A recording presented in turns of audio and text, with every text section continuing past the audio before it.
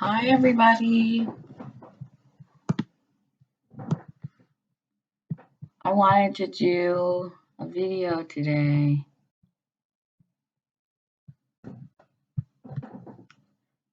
about the crisis of capitalism. So, a lot of critics argue that capitalism is linked to the unfair distribution of wealth and power and economic instability, and that's true. It's regarded by socialists to be irrational in that production is unplanned, creating many inconsistencies and internal contradictions, should be controlled through public policy. And in the early 20th century, Vladimir Lenin argued that state use of military power to defend capitalist interests abroad was inevitable. And we know that this has already happened, correct? Karl Marx would have celebrated his 202nd birthday in 2020. His criticism of capitalism appears even more pertinent today amidst our global inequalities. At the end of Das Kapital, Marx sketches one possible conclusion of the story.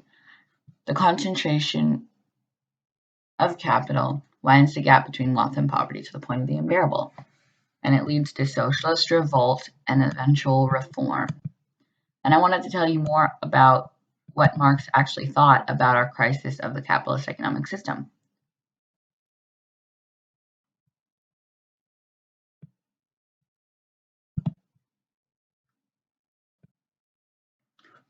He wrote Capital to lay out the inner workings of the economic system called capitalism.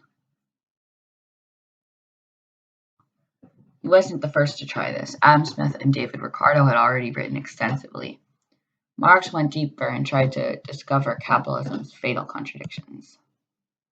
Marx saw capitalism as an economic system driven by the need to maximize profit.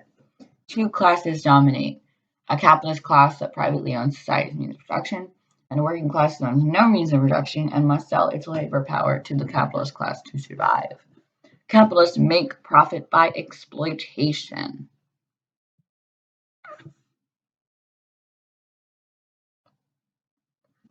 And capitalism's primary characteristic is its profit-driven need to commodify and exploit wage labor. And this can only happen if the producers, workers, can be separated from their means of production. And this historically was done by force. Marx begins his analysis of capitalism by examining the commodity. Goods and services produced for sale under capitalism are called commodities. They're useful things or activities designed to be sold in a market. They have a dual value. They have a use value and an exchange value.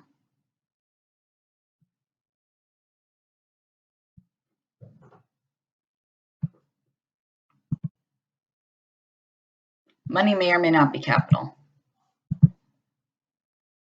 Who do you think, you guys should comment, who do you think is most exploited and who do you think is most oppressed in a capitalist society?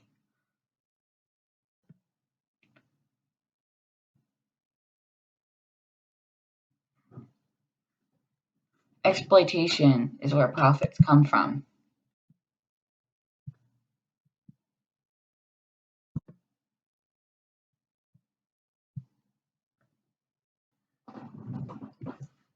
Workers receive wages for the products they produce. This is called unequal exchange. The products workers make become the property of the capitalists. Workers are alienated from their tools and the products of their labor, which now face them as commodities they must buy in the market. Competition also alienates them from each other. While they work, their time and energy belongs to the capitalist.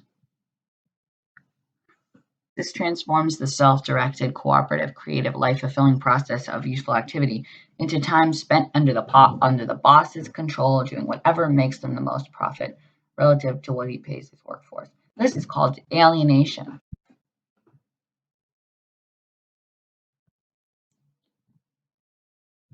Fetishism.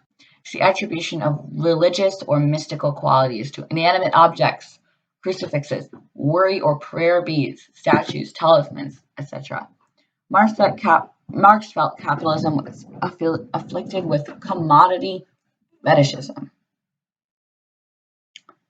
Power, status, popularity, happiness, beauty, and success are disguised the alienation and endows commodities with those things.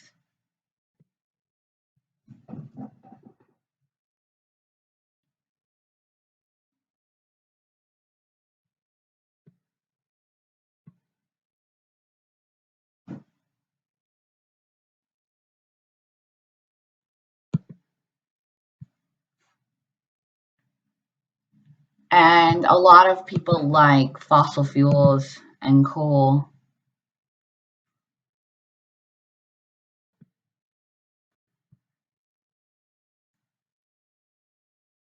But fossil fuel machines are essential for replacing wage labor with automation.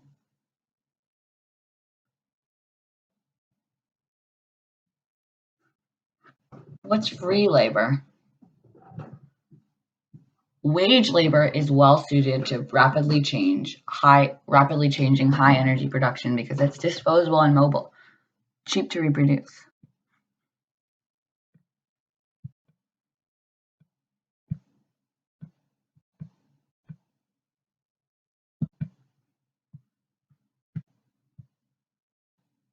And I'm seeing this from Marx and Mother Nature. We shouldn't be relying on fossil fuels. All right, everybody. Bye. Love you all.